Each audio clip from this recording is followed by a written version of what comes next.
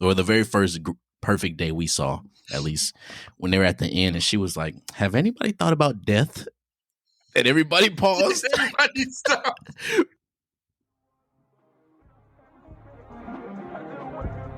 When a man learns to feel love, he must also bear the risk of feeling hate.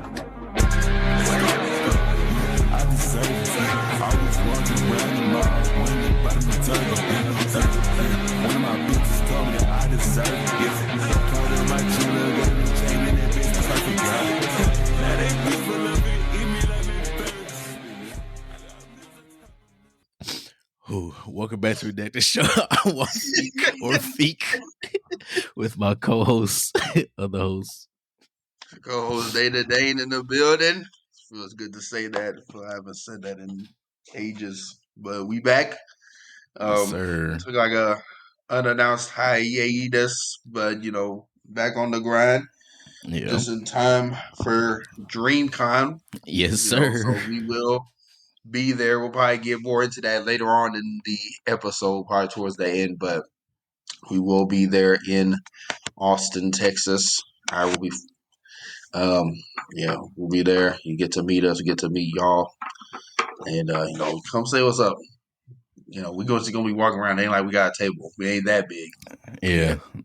But, I was about to say, yeah. But yeah, it's gonna be fun. It's gonna be a great time. Get to come back to Texas. Smell that Texas heat again. I don't know how that bad. Texas pollution. Oh my God. Hey man. Better. I'm not gonna lie to you. It's not that much better. Yeah, but before we actually get into the episode, which you already know is gonna be about Barbie and Oppenheimer, or should I say Barbenheimer. Just want to let y'all know about the subscription service we got on the website. If you are listening to the audio version, which is the only version we have right now, we do have videos. I just gotta put them out. But if you are listening, if you go onto our Buzzsprout host website, there is a link on the page that says support the show. So support us, whether you give $2, $3, $4, or you can give us $100.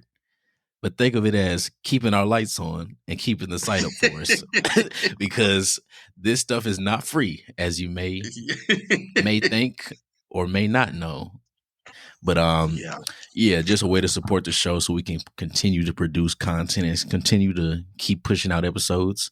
We are a year or more into this game, but shoot, we're still early, as a lot of people have told me. So, hey. Very early. Yeah, it's so crazy to think how feel like we've been doing this for a minute, but at the same time we're still quote unquote young show. Like we are a young show. Yeah. Haven't even hit 100 episodes yet, but it's crazy to think about stuff like that. Yeah. I've seen episode 58? 9. Should be 9, I think. It's 8 or 9. I've seen some shows that's like just recently blew up and they're like at 300. I'm like, God damn, that puts in perspective so much. Because some days, I don't know, I'll be in it. I'll take things. I'll be like, man, I'm stressed. I'm tired. Yeah, but it's a fun tired though. It's not like a dreadfulness. But that's enough about us.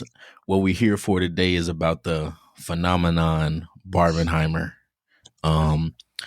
Both movies came out this weekend. At the day of this recording, 2 days ago. And we both watched both of them. So first off, we're going to talk about Barbie, and in the second half of the show, we're going to talk about Oppenheimer. So just some initial thoughts from your point, Dana, about Barbie and your viewing of it. Man, so did see Barbie. No, I did not wear no damn pink to the theater, but the theater was pinked out to the brim. It was so crazy how many people wearing pink. Anybody, but did go see. I saw one of my coworker friends. We set up like a double feature scene of that day. So we saw it in the morning around showing was 11. Saw it in the theater, and initial thoughts. I was very shocked. Like I knew it was gonna be a bit satire, just because. Well, it was I think rated what like PG-13. Yeah, I think so. 2, it's just like the people there, like the actors they had in it was all like big name actors. Obviously, Margot Robbie, Ryan Gosling, Sibi Liu, Issa Rae, and Gravix. just I don't know everybody. his name. Ken, that nigga Ken. Nigga ain't no graphic. Ken. You're right. We gonna get to him, but yeah, the movie was really good. I was very shocked at like how hard I was genuinely laughing at certain points in the film.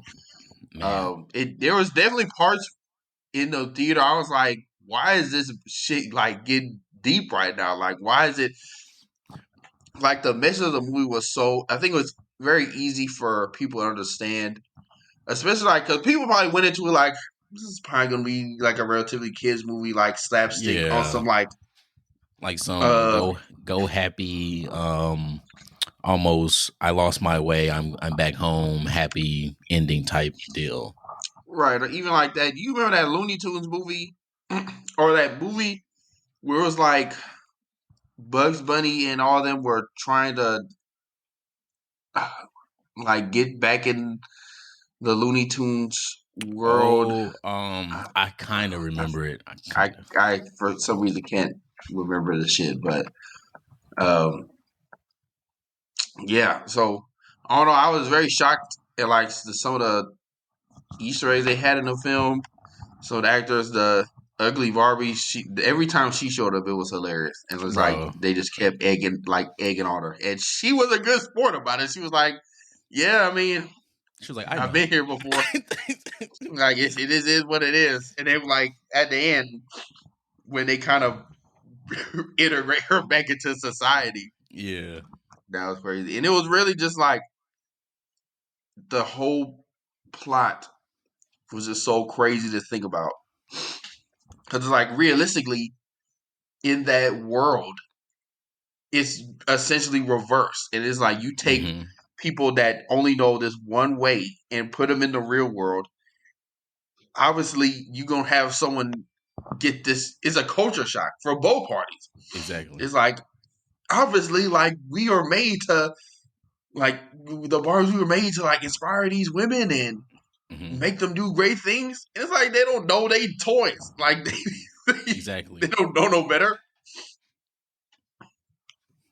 So that was very interesting to think about. It also made me think like how dumb the kids are, or like it just made me think like how simple it was. Just a play like how simple niggas really can be, like men really can be. It's just like you know, like, I have a point to bring up. We can start going into it. Well, we start going into. Were you done? I was pretty much done. Like I was really rambling at that point, but yeah, the movie was really good. Just like non-spoilery stuff. You're good. I'll say my quick non-spoiler, then we can actually get into the meal. So I would say it was a very good movie. It definitely, as Dana said, it definitely shocked me. I was in there dying laughing. I won't even lie. I was in there tears like. I thoroughly enjoyed this movie, and it's crazy because when I walked in, I had the same idea. I was like, okay, it's probably gonna be like that happy ending type deal where, okay, she's a toy. You can kind of see when the trailer she was probably gonna go to the real world. I think they said it anyway, but I was like, oh, it's gonna be one of those movies. Man, the comedy, phenomenal. The acting, great. The stage, and this is the first time I actually looked at a movie and thought about like a stage presence or like shifting of materials, like them going from essentially toy background ish stuff to real world. Just that silliness mixed with like, I don't know, it was like silly art, but it worked. And yeah, this movie was I definitely very good. See what you mean. Everybody did really good. Like even like the supporting cast, even Alan. Like that was funny, and just like Alan Easter, all like the Easter eggs in the film. Like I could see like someone who's a bit older, like who like older women who grew up on Barbies and watching this movie, and like I can definitely, I would love to like get their perspective on like the nostalgia of them watching all like the old Ken stuff and like old Barbie stuff that they had in here and they referenced. Yeah, because that one thing they were like the discontinued dolls and stuff they showed. They were like, "Oh, this is Sugar Daddy Ken." They were like, "What?" This is Sugar, and I heard that. I was dying. The one name was like, "It's Barbie's pregnant best friend or friend." Yeah, like, every time having a pregnant doll is kind of weird. Every time they showed her, people was like, "Ah." Like just that over the topness, it just fit so well in this movie. But yeah, we can go kind of just our different viewpoints on the actual stuff. I will say, when you brought up the idea of people being kind of simple minded like the Kens, it really took it home when they were doing the anti brainwash, like the get rid of the brainwash sequence, when they were like act like you care about the movie so he could talk about it. I started laughing. I said, "Hey yo." Yeah, I was like, this shit basically threw mansplaining to a whole new level. They did mansplaining just like perfectly. The mom and the daughter. Even I started liking the daughter more and more. Like as the movie kept going, because I was like, damn, like what Barbie do you over here just get on her ass? Like I'm just saying, see a stranger, but fuck, like you ain't gotta drop all this heat on her. She said, "Oh no!" When she said, "You're a fascist," my theater, she don't even know what that shit means. My theater erupted, bro. Oh man! But no. It was one part when they where was it? I'm gonna just go quick back to that Ken piece, and then we can go other places. When they were still doing the mansplaining point, and they were like saying, "Oh, act like you need help with this," and they were like, "They're gonna if you never played a sport, just say, oh, I need help with this," and it showed them go through every single sport, and then it went to that song sequence. I really liked how it started off with I guess you could say Ken 1, the main Ken, and then it's panned out to all of them singing the same song. I was like, damn, bro. Do we all just use the same tactic? It was like there's no variation to what they're trying to accomplish. No variation. I said, dang. They all went to the same restaurant. They all went to the same event. Oh man, I think I like that. That just made me think like we all like it is really, because I already had like the idea of like men, like niggas are not dumb. We're just simple minded. Like we're just simple. We don't ask for much. We don't really ask. Like the shit we do isn't all thought out and planned out. It's really, we're pretty straightforward in the shit that we do, which is what they did. Since he was like, "Oh, patriarchy, horses. Why are we like we can take this shit over? Like, why didn't we do this before?" When he was and it just made me think like earlier in the movie when they asked, I think when someone asked like, "Where do the Kens stay?" They're like, "Oh yeah, I don't know idea." I'm like, where do they go? Do they just go to the beach and beach each other off? Beach, bro. Can we talk about that? Hey, I text you though. I sent you that voice though. Listen, y'all. In my theater, right? They were like, at the beginning of the movie, they're at the beach, obviously, and then two Kens, Ryan Gosling and who was it, Simu Liu? Yeah, Simu Liu. Yeah, they're like, we can have a beach off. And they was like, and they both were just saying beach off. It was some people next to me. They looked at me. Then they were like, "Are they saying beat off, nigga?" My whole row and the people in front of me, we all died laughing. We said, "What?" Yeah, that whole sequence is just like, I never got tired of that beach joke. Like, I don't think it ever really got old in the movie. Exactly. So it never felt I like an thought that was pretty funny. overused type joke.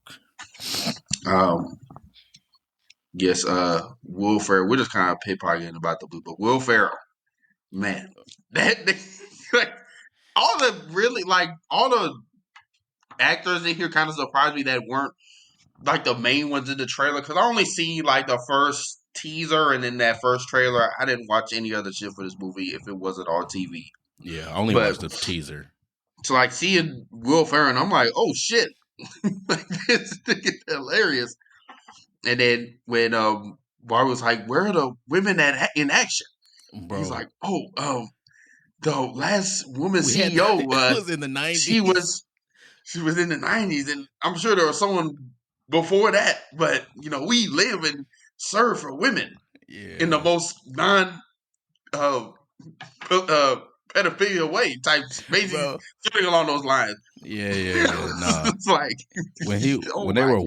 he said that joke when they were walking on the beach. Then he was like, I make a living off the dreams of young girls in the most non-problematic way you could think of. I said, oh my God. Yeah. It's like, I was trying like not to laugh too hard, because it was like some woman next to me just like dying at everything. I'm just like, all right, y'all. I'm like, you kind of glazing on it a little bit, but nah. But man, let's talk about that was funny. Can we talk about the Margot Robbie real quick? The MC. Margot Robbie, she did a fantastic job. I won't lie. She was acting her ass off. And in the beginning, when they were doing all that dancing at like the very first sequence of like their very first, or the very first perfect day we saw, at least, when they were at the end, and she was like, have anybody thought about death? And everybody paused. Everybody stopped. Bro. I won't lie. Her delivery and lines for this movie was perfect. I won't cap. If I really analyzed this, which I wasn't trying to analyze it, I was trying to enjoy it. If I really turned on like analyzing the movie, I could see nothing wrong with how she acted. Really, honestly, everybody, I believe, but Margot Robbie specifically. Yeah. And I kind of liked how at one sequence or one scene when Margot Robbie was like, I don't feel pretty anymore. And then the narrator was like, note. She's like, don't cast Margot Robbie as a stereotypical Barbie if you think that. I'm like, bro. I was like, shut the hell up, bro. Man, I won't cap. If anybody say Margot Robbie don't look good, you lying to yourself. That's all I'll say. That's the one of these. Of those, I'll say, yeah, nah, Margot Robbie. But it was real cool to see, like, once she got that self-awareness, how like almost everything went downhill. And I kind of liked that this movie gave you how do I say this? It gave you a simple perception on how to see how unfair a lot of stuff is for women. And granted, most of us, I won't say most, granted, people know for the most part, but some people are still blind because they're idiots. But I liked how this kind of broke down in the most simple fact to, like, you could explain this, you can explain it to a kin. We'll say it like that. You can explain it to a kin how like a lot of shit is unfair. And even then, like, he still kind of like, he got the gist, but he still kind of misinterpreted and was like, like even at the end when he was like, I'm not gonna lie, when I realized the patriarch was about horses, I lost interest. Like, I don't give a fuck about that shit. But like you said, I think this was pretty much like a basically layman's terms explainer about reality, especially like through the eyes of women.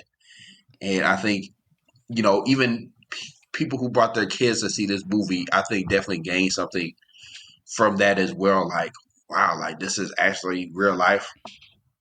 which is basically what it was. It was basically like, taking someone out of this cookie cutter world, putting them in reality, and it's like everything they now know is basically flipped on their head. Exactly. And then you could see that awareness of multiple times when she was sitting at the bus stop, when she was talking to that old lady, when she was trying to run away from like the higher ups at Mattel, and she ended up finding that older lady. I'm like, when she went in that room, and spoilers, it ended up being the woman who created Barbie. Yeah.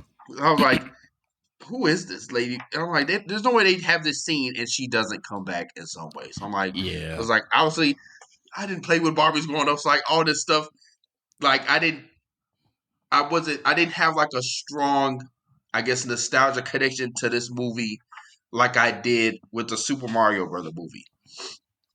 Okay. Whereas like I literally grew up on them games and everything about that, recall something to my childhood. And I'm sure this movie did that for a lot of women in this movie. Yeah, a lot of people in general.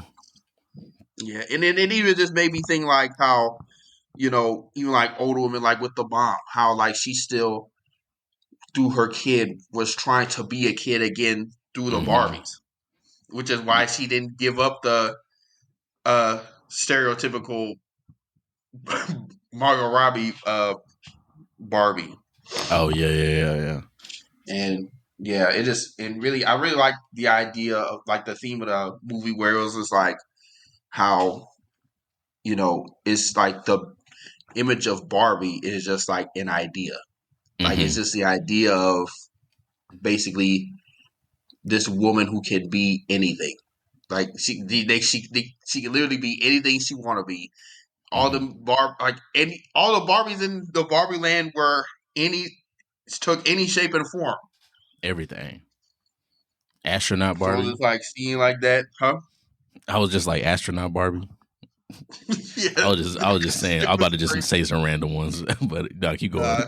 But even like all that stuff. So I really liked that in the sense of, it's like the idea of like Barbie was meant to inspire these women. And basically, I guess the Barbies realized like, oh, I guess we didn't do our job. Especially like the stereotypical one where she's like, you set all these unrealistic expectations of how women are supposed to look, and now everybody's trying to be Barbie. It's just like you set us back 100 years. I'm like, ain't you in fucking middle school? How do you know all this? Yeah, it was a little, I guess, still going on this like theme we talking about. It was like even more clear, especially when the mom started talking, when she was like, I'm a mom who has a daughter who hates her, and I'm just trying to find a little bit of happiness. I said, damn, fuck. Because somebody in the theater, when she said like that line, somebody said, whoa. I said, goodness gracious. I think one of the moms, because I think the person next to me either was a mom or obviously she was a woman, but I don't know if she was like a mom, because they said like a mom joke in the thing, and she just started buzzing out laughing. I was like, I guess she felt that. Maybe she is a mom. I don't know. I'm not about to reach over and ask her like, oh, you must got like. So that shit was funny. But yeah, that was crazy. That even that monologue of the mom going off about like just how like all the thoughts women have to go through every day, like every moment of the day. It's like, just like, man, I just shut up at that point. I was just like, oh yeah, no, I was not. Hey, I knew my place. We're about to get no mansplaining out of me. Yeah, I was like, I said, she's right. If you would disagree, right. Exactly. I was just like, she's right. But it's real shit. Because like even like people, like I know like some of my friends, and then like obviously having sisters and like a niece and stuff. It's just like when you really break it down and look at the stuff they go through, and even like Twitter, just like the stuff people talk about. It's like it's in your face that women, I should say, I'm not gonna say that women go through a lot of like trials and tribulations about their day. It's like when they say it's dangerous to be a woman, it's like they not lying. It's like, yeah. It is. Like, it is. And, you know, I guess, like, Barbie was just, like, that safe haven for them.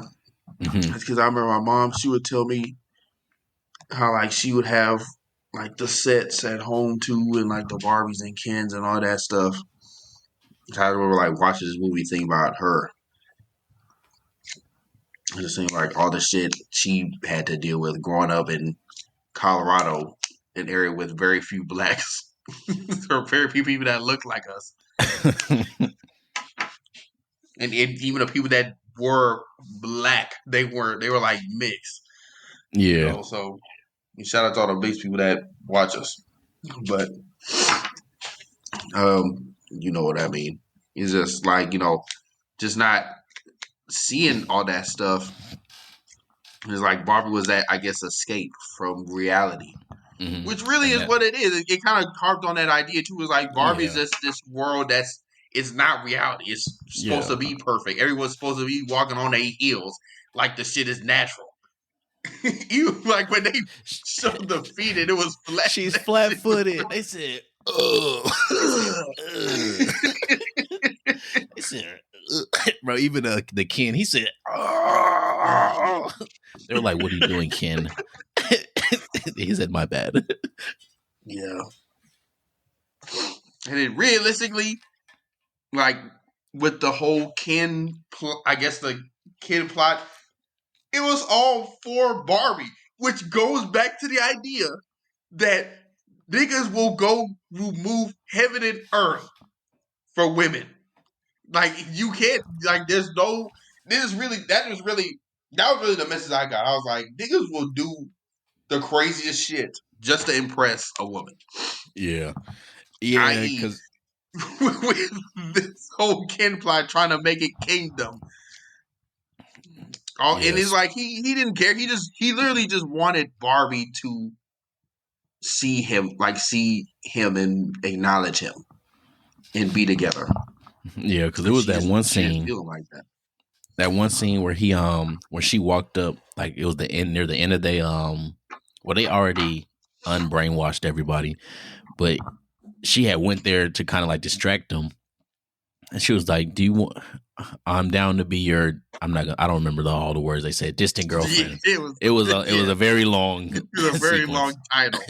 Yeah, but she was like, "I'm down to be your distant girlfriend," and then he was like, "Oh, okay." And he walked around the little corner. He just said, "Yes." He just did that little quick scream. He came back and he was like, "Okay, yeah, that's cool.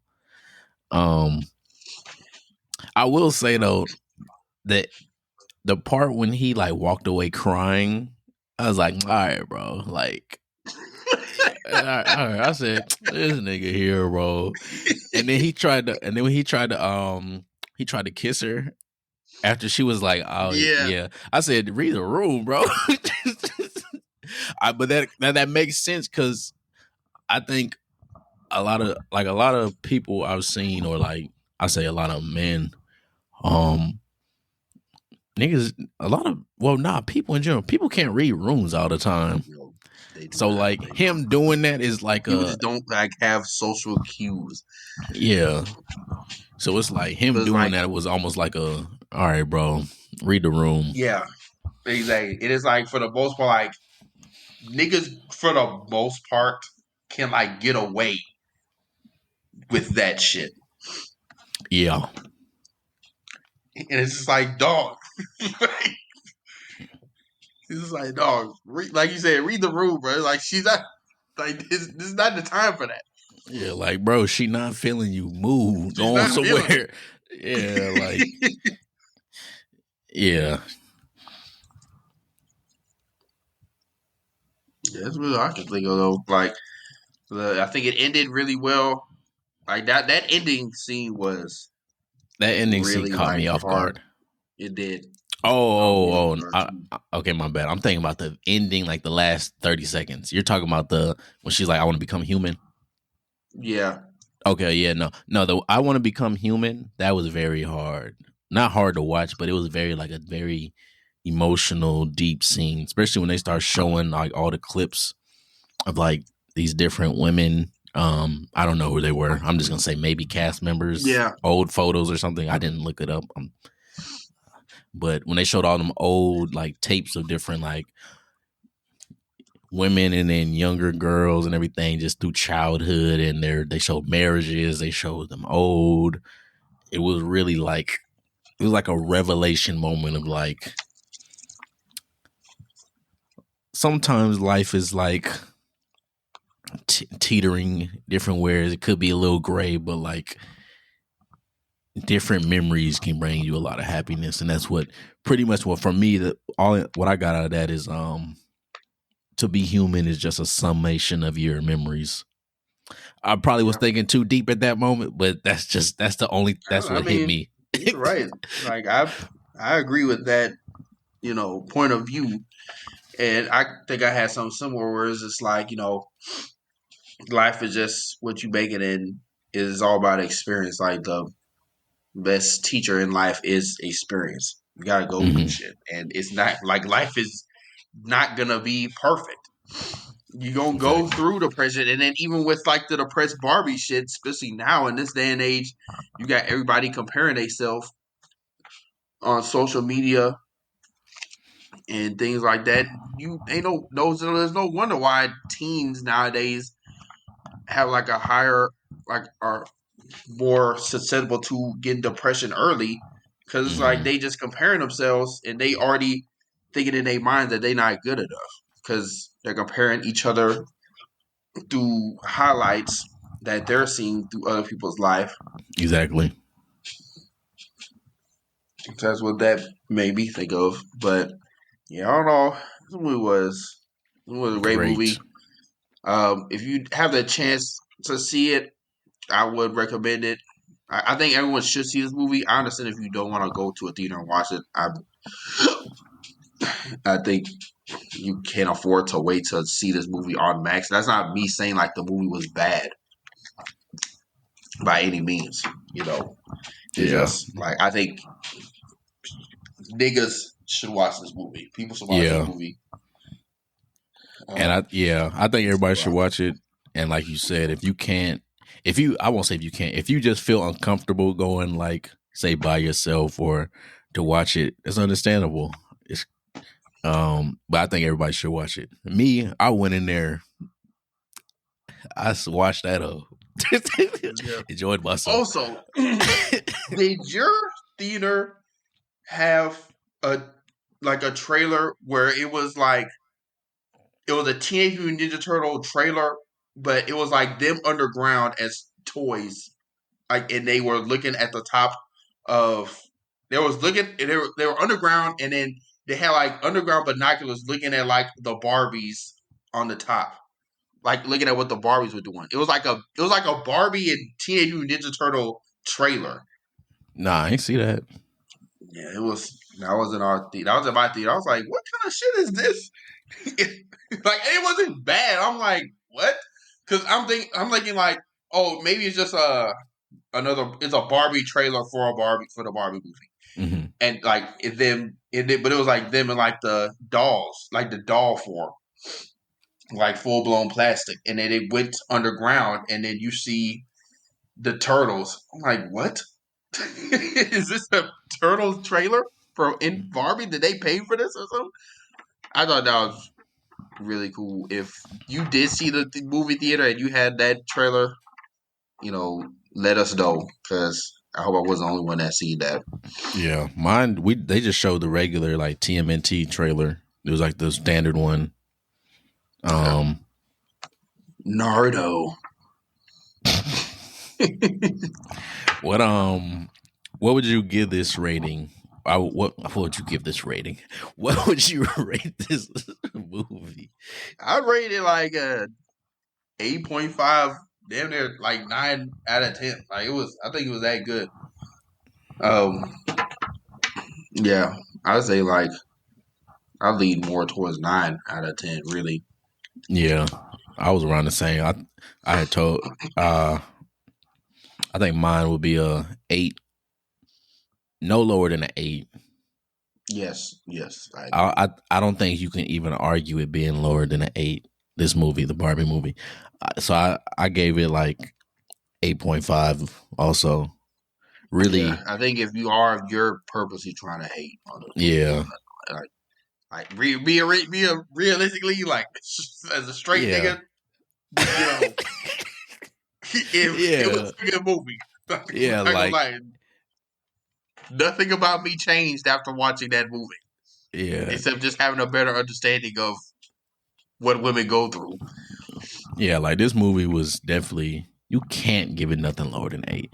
I say 8.5 to 9 for my rating, and then because even at the end of the day, like if you weren't really trying to hear all that like deep introspective shit, it still was a funny movie. It still was a good. It still was a good comedy. Like it still was if you a want to good take, comedy movie. Yeah, if you want to take out all, like Dana said, if you want to take out all the like messages and everything, and just watch it for like that stuff, it still was a comedy. Like that junk was, I was laughing. I don't know about y'all. I enjoyed myself watching that movie. So yeah, it definitely was a good movie. I honestly think this is a top 5 movie so far of the year. Now, with where in the top 5, I don't know, but I think it's a top 5 movie so far in the year. Yeah, I agree. It's definitely up there. I'd have to agree with that. Yeah, so like we said, go watch the Barbie movie. If you haven't already, if you did watch the Barbie movie, let us know what you think. And yeah, we're about to go on to the ops with the Oppenheimer. So Oppenheimer also came out. For people that don't know, Oppenheimer is the name of the scientist who helped lead the project to create the first, well, not first, but create America's nuclear bomb for World War II. Yeah. So Robert Oppenheimer. So that's what this movie is about. It's kind of like a I won't say biopic. It was telling about the project from start to finish and afterwards. Yeah, the project, and then pretty much how he like him being accused as a communist. Mm-hmm. So that trial that kind of got pretty intense towards the end. No, it did. I was in there like I felt like I was like at the trial. I won't lie. I did. I was like, damn, like is he gonna make it? Bro, I was like, I know this has already happened, but I wanted to look at my phone so bad to see the results. Like I was in there like I need to know. I can't keep waiting. But initial thoughts on the movie: shot beautifully. It's Christopher Nolan, so I don't even have to worry about it looking bad. The acting was phenomenal. Hey, Cillian Murphy, Robert Downey Jr., Matt Damon, Emily Blunt. They killed their roles. All Cillian Murphy gonna get some award. Robert Downey Jr., Emily Blunt, Matt Damon. They probably gonna get some supporting actresses roles awards. Yeah, I think this movie was that their acting was that good in this movie for them to be nominated for something like this. It was really good. For me, I really enjoyed the movie. We were like a couple more of my friends from work to see. We saw it around like 6. That movie is long. It is 3 hours. Slow burn. If you are not in a comfortable theater, you will feel every hour of that movie. I was in a comfortable theater, so I was chilling. But if you sitting up straight like this and can barely recline, you gonna have a bad time. You have a bad time. I'm sorry. Yeah, I will say the theater was packed already. On top of it being a big ass theater, like it was, because it was like the way the movie was shot. and correct me if I'm wrong, Feeq, but it was basically meant to be seen in a big theater. Yeah, it was meant to be seen on a 70. It's called 70 millimeter type theater, which is like some, I won't say advanced type, but it was shot on film. Pretty much, it was shot on film, 70 millimeter, and that's pretty much bigger than IMAX, and it's more. I think it's more wide than an IMAX screen. So yeah, it's like I know on ours it said like 3 stories wide, like 5 stories high. Yeah. Like, so it's supposed to be shot. It's supposed to be viewed on a certain way, because if you watch it the other ways, you get a few. The scenes aren't different, but if some stuff is cut out, right? Yeah, you don't get the whole picture. Yeah. So, and I think the exact length of the film, once they broke it down, was like, I think they said 600 meters or some shit. It was something crazy. I read. That's insane. I didn't see that, but I believe you. But yeah, so it was shot on a special way. Christopher Nolan, he dropped a real nuke. I'm lying. He didn't drop a real nuke. You know what's crazy? He was interviewed by somebody, and he was like, I'm flattered, but also disturbed. I also feel a little disturbed that audiences think I would actually try to drop a real nuke. I said, all right, bro. But yeah, I was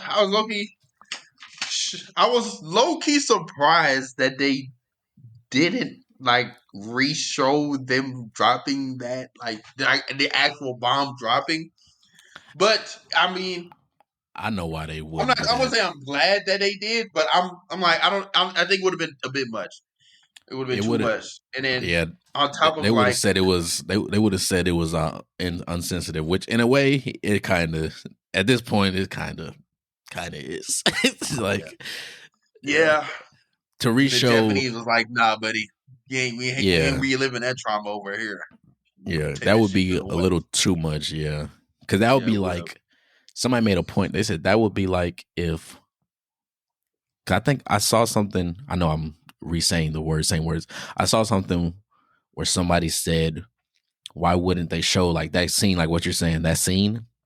And somebody said, imagine somebody over like the Middle East or somewhere or some other country makes a movie about 9/11 and they re-show the towers getting like falling down and like people screaming and everything. I said, you Americans, y'all act like y'all can take shit on the chin, but y'all overly emotional. So y'all would have been started rioting and boycotting that movie. So yeah, it makes sense. Yeah, I agree. And like I said, I remember coming out of the theater thinking that, but like now thinking about it, I was like, yeah, I'm kind of glad that they did not show that. And just kudos to Christopher Nolan for keeping that, for thinking about that, even though still making a movie about the nigga. Yeah. It's just like, and I was talking to I didn't mean to cut you off, but this is like a side tangent.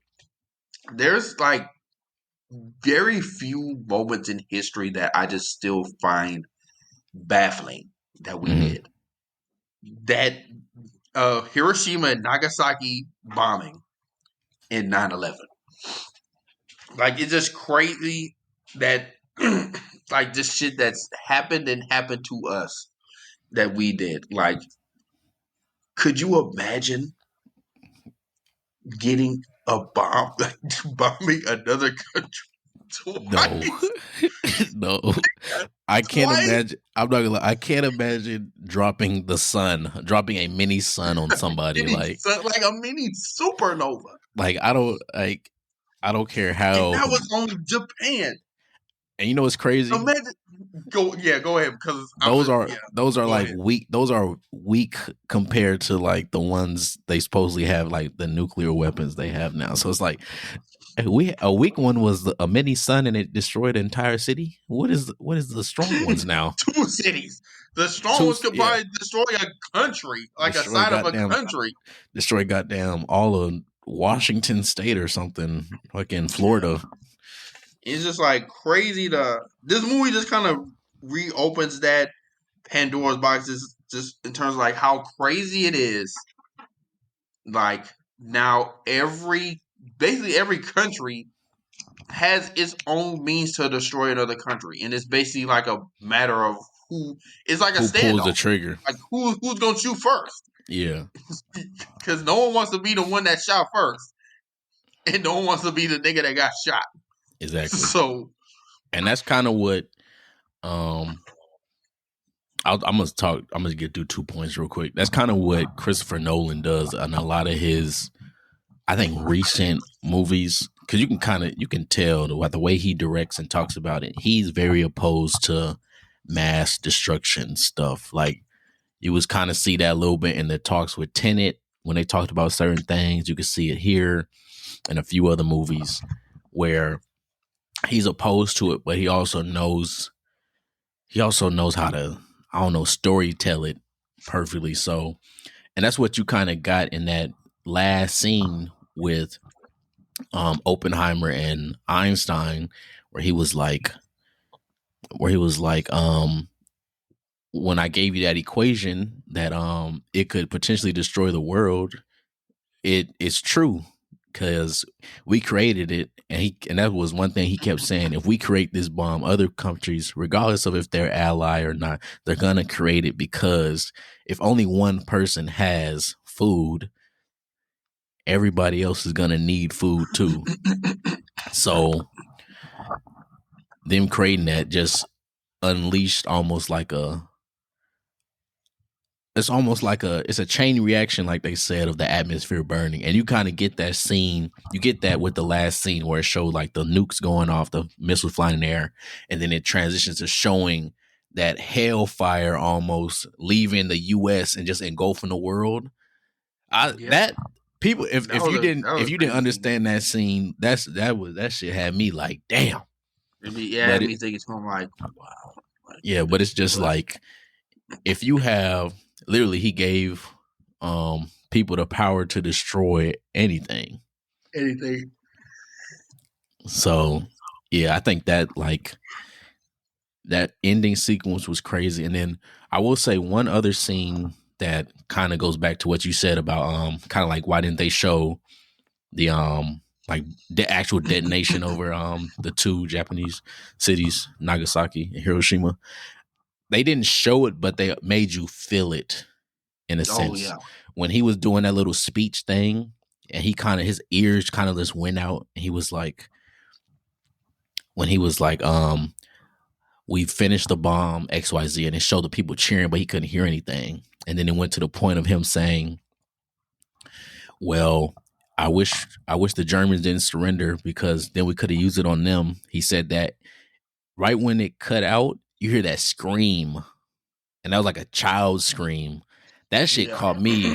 That shit sent chills down my body. I said, "Oh!" And that was a very powerful scene. Yeah, and then it switched to where the whole stadium area that he was talking in went like completely white. Everybody was out of it, and then he took a step forward, because he was like out of it, because he's like, he knows what he's done. He's out of it. He took a step forward, and then he stepped on that like ash carcass, and that pretty much is how we know now how people look, because you were technically vaporized alive. Yeah. So, before you could even realize what the fuck was going on. Yeah. So that's almost like, it's like a subtle way of saying, this is what happened. And then you can kind of see that more as you go on to the more into that scene. And they did like the debriefing of showing the pictures, and like how he wasn't even looking at the screen. He looked at it initially when they said the bomb dropped at this time, and you see him immediately look down when they say this is how the city looked, and he was like so shaken. Yeah, it showed his like foot. I'm so sorry. No, you're good. You're good. That was a big ass yawn, but like his foot on that ash bones. So yeah, that was good. But in terms of outside of that, like the scientists were good. It was just like watching the movie. I literally felt like that Leonardo DiCaprio meme. I was like, that's Huey from The Boys. Was Han Solo from the Solo movie. Robert Downey Jr. Fucking Matt Damon. Everybody knows fucking Matt Damon. There was a lot of people in there. old girl from Yelena Belova. Drake and Josh. Exactly, Josh. What the fuck are Josh you doing was in in this there. movie? When he showed up, I said, huh? Old buddy that's always in those almost like horror-ish or mystery movies with the weird eyes. Outlast. Yeah. Yes. Because he didn't talk the whole movie. I said, is he going to talk? Until... And then he talked at the end. Yeah, at the end. He was a narc just for the other team. Him, even Papa from Stranger Things. He was in there. It was so many actors where it's like, and you know what's crazy? Them having dude from You, the one that had a crush on Love. I was like, oh my gosh. That was crazy. Yeah, and the crazy thing is they had all these big A-listers, big actors that you almost, I think it just amplifies how good Cillian Murphy, Robert Downey Jr., Emily Blunt, and Matt Damon was acting, where it's like all these other A-listers were there, but like in the back of my mind, I'm like, oh, quick, I see them. But my mind completely went back to the main few. Yeah. And I was... So that's a good point, because a lot of these movies now, especially like superhero media, like it's almost like a secret. It's almost like a secret. Like for instance, with Doctor Strange in the Multiverse of Madness, you could argue that was not a Doctor Strange movie. Like, yes, it had all these other big linked to this, like nameless actors in there, but it didn't really feel like a Doctor Strange movie. It just felt like a connection to the next big bad, like the next phase of, which is Incursions and all that stuff. Like, yeah, Doctor Strange was in it. Yeah, he was in it 3 times by 3 separate versions of himself, but it with the cameos and all that stuff, it really didn't feel like a Doctor Strange movie. Like, they could have added someone else and still did the same shit. Whereas with this, it's like, oh yeah, we have all these others, A-list actors like Feeq said in here, but this is still about Oppenheimer. This is still about him. So we're gonna revolve it around him because he's the through line, and this ain't about the others. Exactly. And I will say that second part of the movie, when it got more towards like them being older and like after the project and the trial, Emily Blunt, dog, she was acting her arse off, nigga. I was in there. I was like, she is a ride or die. She said, why the fuck you fighting back? I said, damn. She was like, Strauss is it's Strauss. Like, you over here being stupid, it's him. Bro, she put her foot in that acting. I was in there like, you right. Why he being a bitch? No, when they brought her into the interrogation room and it first started off like she was kind of like nervous, I said, oh no, is she folding? And then she did that quick switch. When she did that switch, that was crazy. I leaned up in my chair. I said, that man was asking the question. He was like, how many years has it been? She said 16. Wait, maybe 17. Oh, maybe 18. And he was like, you're not answering the question. And she was like, I didn't like the way you phrased that question. I said, ooh. Nah, she was going crazy. It reminded me like other people, like the president from Scandal was in it. Old dude, the main interrogator who was asking all them questions. Mm-hmm. He's been in a lot of shit. I remember him recently as Jerry West from Winning Time, but obviously he's been in a whole bunch of other stuff. He was good at that. But yeah, dog. That them scenes were great. So what did you think about, like, would you have renewed his thing? Like, would you have renewed his clearance? His clearance? Even though after he essentially surrounded himself with communists, whether he knew it or not. His brother, his brother's partner, some of the scientists that were moles for the communists. He had a whole communist party thing, even though I don't think he believed in that shit. Yeah. Well, I know he didn't. Yeah, he said he just liked to look at stuff. His wife was in the Communist Party at one point. His side chick. Exactly. The other girl that died, she was in that shit. I'm like, you over here kind of acting like you not a communist, and you surround yourself with communist friends. It's almost like you hang around people a long enough time, you end up looking like the niggas. You hang around clowns long enough, you gonna be the clown. Yeah. You look like the clown. So I'm just like, now kind of thinking about that, I'm just thinking like, well, you didn't really set yourself up to have your best interest in the future when shit like that happened. And then even when like that line of that British scientist who was German, he was like, how long you been British? He's like, well, since Hitler told me I wasn't German. Yeah, basically he's like, since I had to be.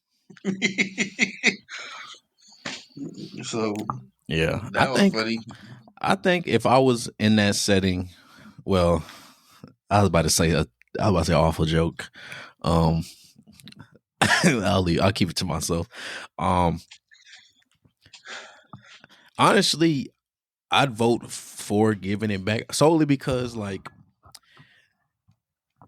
it's like this man followed y'all orders. He told y'all, even when he was wrong, he still told y'all he was wrong. Like, he didn't have to tell them. He didn't have to like go into that one. I forgot the old dude name. Not the main lieutenant with the glasses, but that secondary one who had the crazy Russian dude in there interrogating him that one time.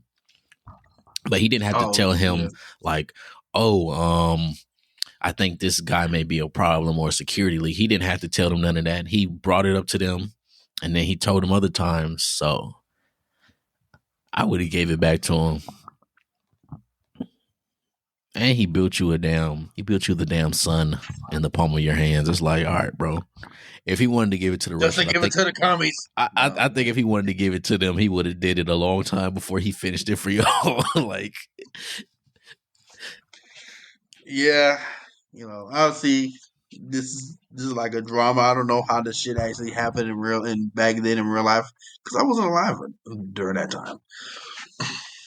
And even if I was, I probably didn't have enough rights to know what the fuck was going on for real. So, but yeah, like that was a good. That movie just made me think like, man, would you have? I just remember like watching that. I was like, man, I hope he gets his shit, renewed, but it ain't looking too good. And even though it didn't, he still kind of won in the end because Strauss ended up getting, indicted, basically. And he still kind of lived a pretty normal life after that. They let him back on. They got to make more nukes. And it's just like now, yeah, it's just so crazy to think about. Like back to that point of where damn near every major power has one. And it's a matter of, it's literally a cowboy standoff. It's really just a misclick away from it's crazy. Death. Like, because the world will be burned. Yeah, we gonna be on some Mad Max type shit. The world will be like Mad Max Fury Road. That's really why I'm laughing, because it's like, it's the concept of like having these weapons is so crazy, because it's like, bro, at the end of the day, we all have to die. That's like the one guarantee for people. But like, why would you as a old nigga, because the people that are making these decisions be goddamn 60, 70, the youngest 50 something, but really they be 60s and 70s. Why are you the one holding this goddamn bomb trigger? And why are y'all so hell bent on power? Yes, that's just the. It is crazy to think about. And it amplified even more when he went and saw, which president did he see? Truman. When he saw Jim Gordon. That is Jim Gordon. When he saw Truman and that nigga said, after he talked to him, and he was like, I think that he pretty much was saying, I don't think we need to create any more bombs. I want to leave Los. Why my mind just went blank? The site where they created the bombs. I don't know why. Los whatever the shit was in. Yeah. In New Mexico. I'll remember it as soon as we're done. But when he was like, I want to leave, pretty much he was saying, I want to leave. And they were like, oh no, we have to build this up. We need to create more and more and more and more. And he was like, what? Like, we already used and demonstrated one. We don't need any more. Mm-hmm. And then that man Truman said, get that crybaby out of my office. Nigga, when I tell you, half my theater said, what the fuck? Bro, when he said that, I felt so heated. Because it's like, I don't know. It was just a feeling of like, bro, you bum. Like, that's the only way I can put the words.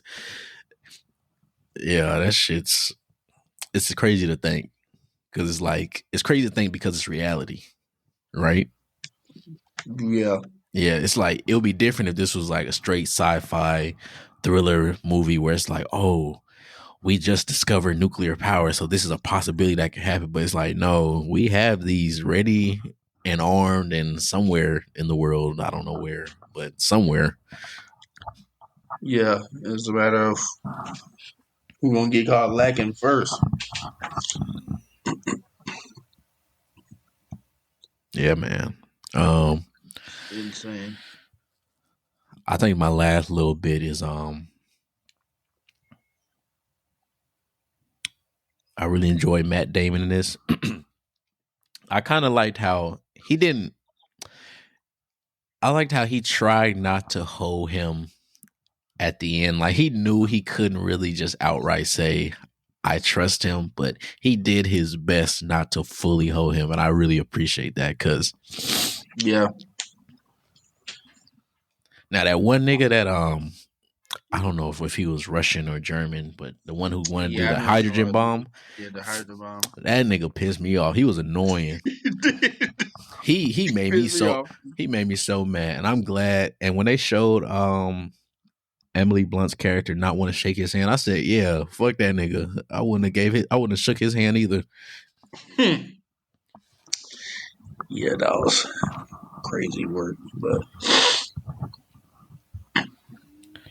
yeah.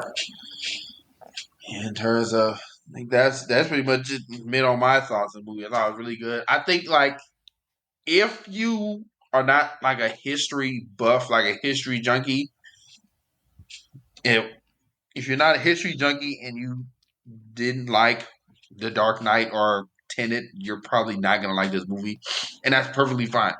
Yeah, it's still gonna make its money. It already made its money back. Yeah, it did.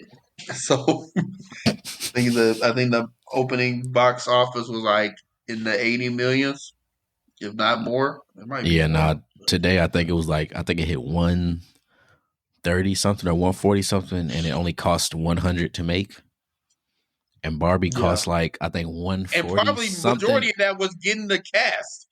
Like, probably a good chunk. I don't want to say majority of that budget, but a good chunk of that budget had to be cast. Oh yeah, it had to be cast, because when you look at that cast, like, now that I'm really thinking, after we talked about all this, now that I really break it down, there's some actors in there that have minor roles, but you still have to book them. You still gotta book them and still gotta pay them, and everything else was shot good. Yeah.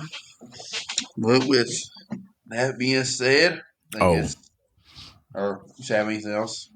What would you what's your rating for the movie? I forgot we didn't do that. I give it, like, it's definitely a kind of the same as Barbie, like an 8.5. I just think about it more. I think I appreciate it more the next day. But yeah, I would say that. Okay. I give it me personally, I'm gonna give it a 9.2 just because I like a lot of history stuff. So this was my bread and butter. So I was in there thoroughly enjoying the movie. But I can see if like I didn't like history and I was just like went to it just because of like the memes and stuff, I definitely would have been like almost not information overload, but like, damn, bro, like when they gonna blow something up. Yeah, and you got to be real careful going into a movie like this with those kind of expectations because it's not gonna happen. Exactly, because they only showed an explosion one time. Well, a big explosion. It was one. Yeah, and the other stuff was just probably like pop stuff because it didn't look fake. Apparently, it wasn't CGI. boy dropped a real nuke, man. Oh man! But with that being said, we gonna go into our next section. What is this? Our getting our bag section. Cue the music. Yeah. Bitch, I'm in my bag. Yeah, bag, bitch. I just made a bag. Yeah, bag, bitch. I just made a bag. Yeah, bag of beef, bag. This week for our get our bag question. Do you have a question? I do. Actually. Thank you. Because I was about to search. Well, just like a basic question was, I guess this is like a pre-get our bag. Like, which movie did you like more, or do you even feel like they can be compared? No, I don't think they can be compared at all. I will say I enjoyed. So I'll put it to it. I enjoyed the Barbie movie more. I enjoyed and appreciated the Barbie movie more. I felt I paid more attention to the Oppenheimer movie though. And when I say this, I don't mean like I enjoyed Barbie like on a 10 and Oppenheimer on a 1. No, I mean like when it came to like me laughing and everything, Barbie was up there. Obviously, Oppenheimer, I only laughed like 4 times because it was a very serious movie.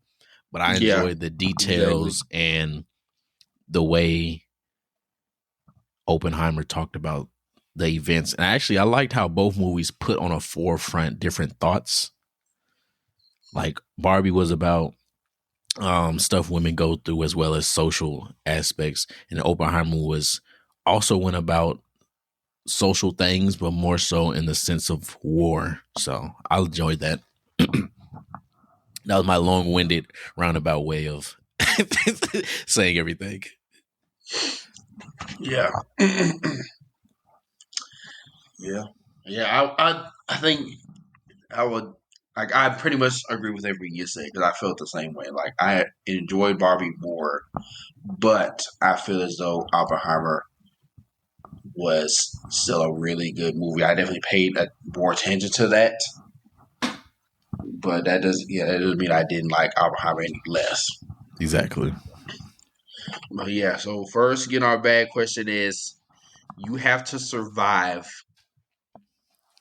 You have to survive against these 4 animals. Which one are you taking? Okay, I think it's but let's say a day. An elephant, a hippopotamus, a bear, or a gorilla. Damn. Okay, elephant, hippopotamus, bear, or gorilla. I have to survive a whole day. I'm gonna just say 8 hours. Like 8 hours, you gotta survive. I gotta survive a full shift. A full shift. Damn. Okay. I don't even because I'm trying to remember how long it was. It's fine. We could do 8 hours. I don't think a day was. Yeah, let's say it would do 8 hours. 8 hours. You somewhere. You have to survive against these animals, and if you do, you get $100 million. Which one are you taking? I'm not choosing hippo off rip. Hippo, I have no chance. I have zero chance to survive against a hippo. I punch it, it's gonna eat the punch. It's just gonna eat me. There bear, no. One paw swipe, I'm getting wiped off the map. I'm not fighting a gorilla. That's just a strong nigga, bro. I think I'm gonna choose the elephant. You ain't gotta fight him. You just have to survive. You have to survive. Bro, imagine. Can you imagine a gorilla swinging towards you? He grab you.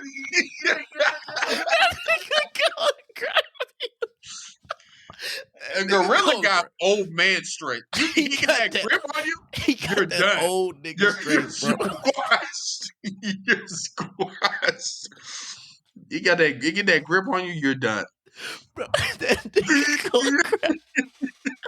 nigga gonna grab you and hold you upside down like a trophy. Oh my god.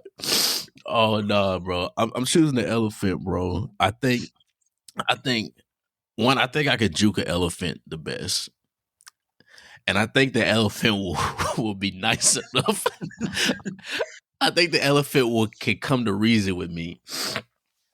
I think the elephant's the only one I can survive.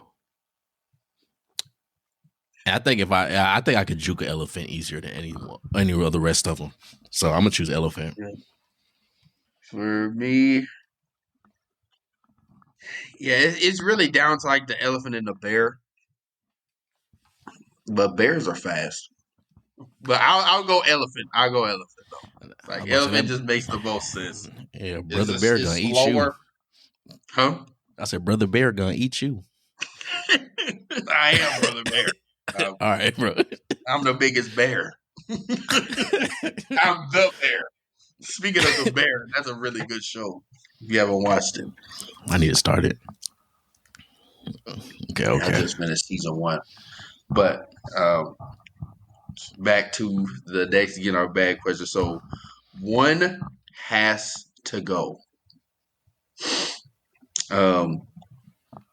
One has to go. Okay. Toy Story, The Incredibles, Lion King, or Finding Nemo. Okay, so you said Toy Stories, Lion King, The Incredibles, or Finding Nemo? Yeah, one has to go. And I mean one like its whole discography. The whole shit. So like if you say Lion King go, that means the Lion King song, 1.5, 2, everything. Everything is gone. Okay. I'm keeping Lion King. I'm keeping Toy Story. Fuck. I'm not gonna lie. I want to say The Incredibles gotta go, but Frozone. Fuck. Wait, another one was. What was the other one? Nemo. Finding Nemo. Damn, bro. Incredibles gotta go. Incredibles gotta go.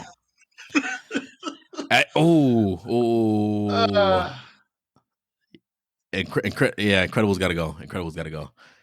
I respectfully disagree. If it's not Incredibles, I might have to do. I don't want to do Finding. Incredibles is automatic. Like that's not leaving, in my opinion. That's not leaving. And Lion King, in my opinion, is not. Lion King is the only for sure one. With Finding Nemo, Toy Story. Toy Story's not leaving. I'm sorry, Nemo. You gotta go. Yeah, it had to be Finding Nemo if it were me. Let me think. It's hard, and it's like us saying this is not saying like this shit is good. Like this is hard. Like these are good franchise. These are good Pixar films. Probably the last good ones they've made in a very long time. So, damn, you know what? I gotta change my answer. I do gotta get rid of Finding Nemo solely because Frozone. It's because I retweeted a tweet the other day that says, "Show me a better superhero that has carried a series," and it was Frozone saving like over the series, saving different shit. I said, Damn, bro. Yeah. Finding Nemo, Sydney Wallaby Lane Road, whatever. Fuck. Fish are friends, not food. I guess we gotta erase that from memory. Yeah. That was good. That was actually I like that question. That had me thinking. Yeah.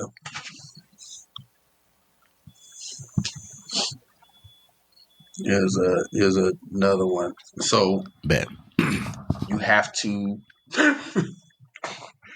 So you have to survive. This is the last one. You have to survive a fight with 10 Jonin, but your partner is. You had to choose one of these partners. Choji without the food pill. Look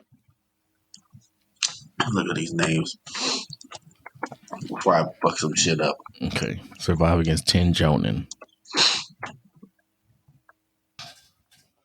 Okay, I got Choji without the food pill, Kiba, that other girl who had the weapons. Yeah, I know you're talking about. Ninjutsu and Ino.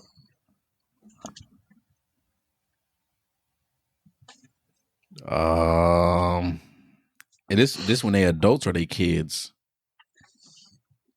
This is like Shippuden era. This is like Shippuden era them. So like they're older. I'm saying Choji because all I gotta say is, hey, them niggas called you fat, dog.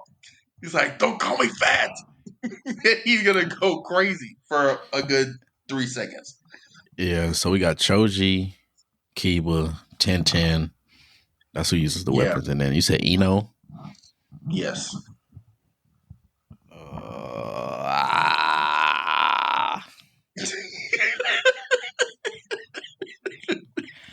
I gotta use Choji, bro. Yeah, Choji's the only.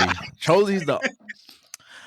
See, I want to say 1010 because realistically, she should be OP.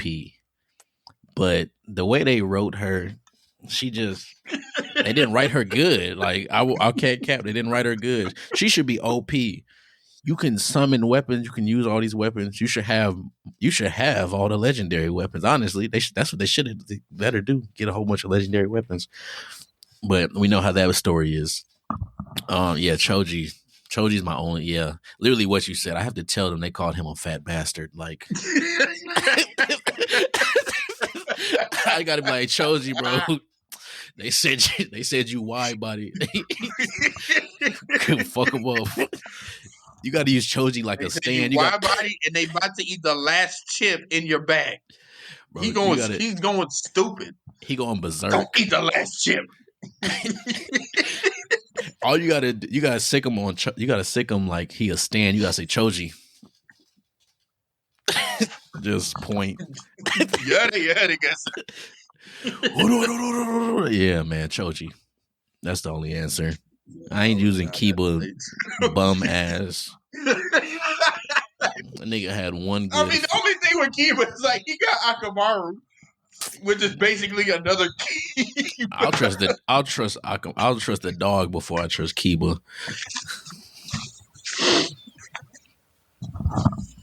Yeah, man. That's hilarious. Let me use Choji and win. Nah, we gonna get slatted, but still. I'm saying, like 10 Jody, we're still losing. We're still losing, but at least I'm gonna be able to get away with Choji. I can just hop on that thing, like inflate, and I'm gonna just throw me far away. Literally. But yeah, it's all the getting our bad questions for today. Yes, sir. Pretty good. Now we're gonna go into our final section which is our redacted rules section. Redacted rule pretty much it's how we end the show. Pretty much you use a quote, what's something you want to live by. It could be as deep as know how you are as a person to as simple as brush your damn teeth in the morning. Since we have been on that month break and now we're back, I think we should both give one. So I'm gonna go first. I think for my redacted rule is I probably said it before, but live in the moment. I think a lot of times we get so fixated on future stuff, future goals, future things that we don't fully live in the moment. And stuff we're experiencing now, because a lot of times the stuff you're experiencing now is actually stuff you prayed for. You're just so far viewing the future that you don't appreciate everything that's going on right now. So I say live in the moment. Yeah, and for me, the spirit of Barbie, be your Barbie. Meaning, be what you want to be. Barbie literally is anything you put your mind to. So be your Barbie, be your Ken, and channel that. But with that being said, it's been another episode of the Redacted Show. Appreciate y'all for riding with us for another time. Make sure y'all rate us a 5-star. Share us with your friends and family. DreamCon, again, we will be there July. What the fuck? Yeah, I was about to say, I don't think it's June. 27th. Well, July 28th through the 30th, we'll be there that whole time. Y'all see us, don't hesitate to stop by. We'll be, fitted up. Might be cosplay, might not. Cosplaying, I am, man. Y'all gonna see this gym progress, man. To say the least. But yeah, DreamCon, we will be there, fitted up, as Dana said. There for a good time, vacation, working a little bit, not overworking, not about to stress too much. Yes, sir. Fun work. Exactly, fun work. But with that being said, it's been your boy Dana Dane, your boy Feeq, and we out. Peace. Recipes call me, I'ma show 'em how to shoot. On the 4-5, jump in and ask my crew. Yeah, I'm stepping with a fad, keeping all of the hoes on mute. Pull a little part, could be yellow with a brew. 48 for a quick burst. Crazy 8s in the back, yeah, the trunk on hot like a cube. 40 on me when I'm in the backseat. Blotter, paper pre-cut. Chris make juice, it'll drop like ink. Chain came with a clean plate, came with a sink. The Peritor came with a mink. Tricones white like paint. My hoe by the hoe, cause she know it's my king. Hit on my side, cause I drop a song. Think you should hit up the link. The phenotype came from the pink Colombian thing. Yeah, the genetics unique. Cellular right on the beat. I'm teaching the hoe like I'm Play-Doh. I got the veggies like by the tomato. You got a basic called making Alfredo. I put a bag on a hold my payroll. I get active at night, then I lay low. The salmon was breaded with panko. Struck in my soup, I believe it was mango. Got my Soviet clutching the Draco. You said it was bacon, we taking your cake though. I got the tree like a poplar. Bango. I've been at 10, ain't no hand.